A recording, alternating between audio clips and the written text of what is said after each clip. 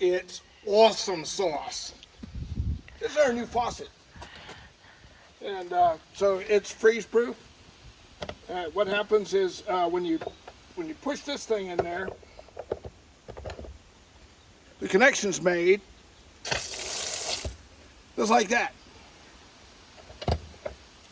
And it drains out, and that draining out keeps all the water inside the warmth of the house.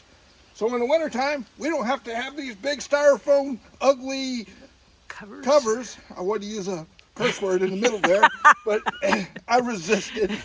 So again, awesome sauce.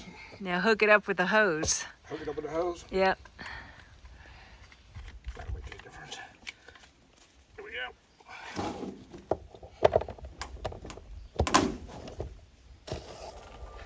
Boom, going.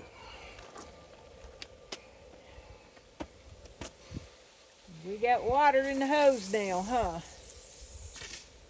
Woohoo! That's good pressure too. Yeah? Look at that.